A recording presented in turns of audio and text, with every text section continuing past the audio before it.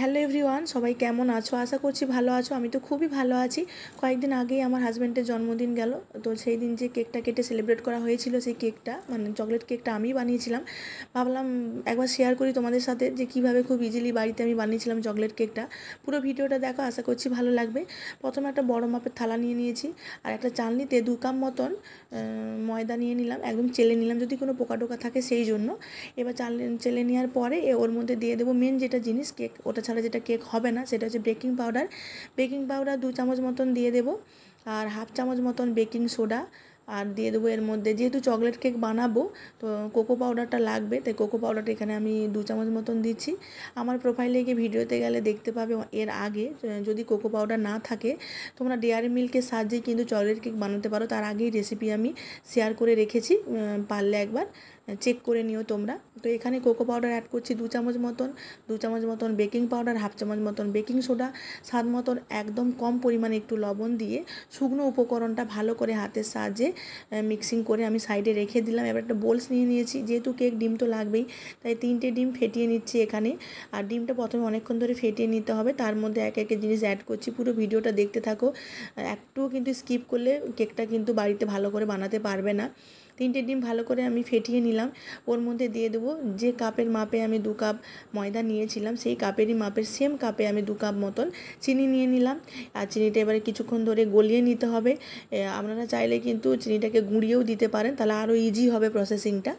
এবার যে শুকনো উপকরণটা আমি রেখেছিলাম সেটা একটু একটু করে দিতে হবে আর ফেটিয়ে নিতে হবে। একসাথে যদি তোমরা দিয়ে দাও একদম ডলা পেকে যাবে, মিক্সিং করতেই পারবে না, কেকটা ফুলে উঠবে না। তাই মাথায় রাখতে হবে অল্প পরিমাণে দিয়ে দিয়ে কিন্তু মিক্সিংটা ভালোভাবে করে নিতে হবে। আর যদি মিক্সিংটা মনে হয় অনেকটা টাইট মনে হচ্ছে, তখন একটু দুধ ওর মধ্যে অ্যাড করতে পারো, জল কিন্তু দেওয়া চলবে না।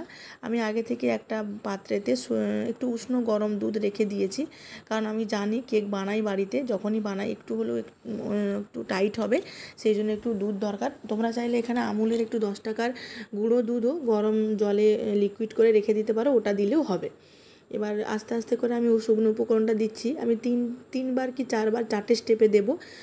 এইভাবে করলে কিন্তু মিক্সিংটা ভালোভাবে হয়ে যাবে। এবার ওর মধ্যে দিয়ে দেবো ওই যে সেই সেম কাপেরই 1 কাপ মতন সাদা তেল। ওই যে কাপটা তোমরা প্রথম থেকে নেবে সেই কাপের মাপে কিন্তু করবে, তাহলে কিন্তু ভালোভাবে কেকটা হবে। আর আমার একটু টাইট মনে হয়েছিল ব্যাটারটা, সেই জন্য একটু দুধ দিয়ে দিলাম, উষ্ণ গরম দুধ একটু দিয়ে দিলাম। আর যাতে ডিমের গন্ধটা না থাকে সেই জন্য ভ্যানিলা এসেন্স 1 চামচ মতন আর 1 চামচ মতন ঘি দিয়ে অনেকক্ষণ ধরে মিক্সিংটা করে নিতে হবে।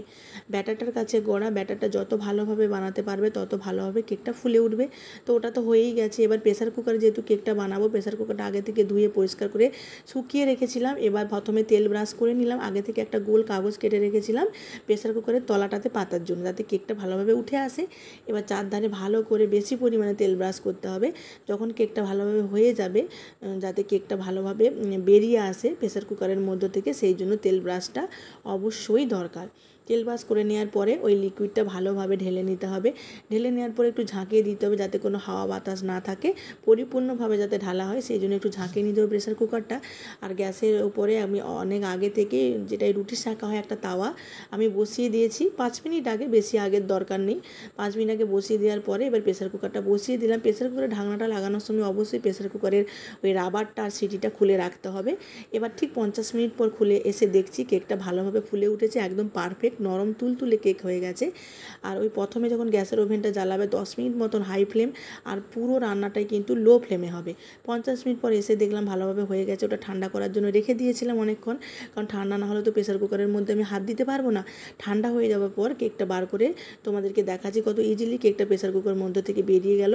কত সুন্দর স্পঞ্জি, কত সুন্দর হয়েছে দেখো, দেখে বলো কেমন হয়েছে। চলো টাটা, বাই বাই।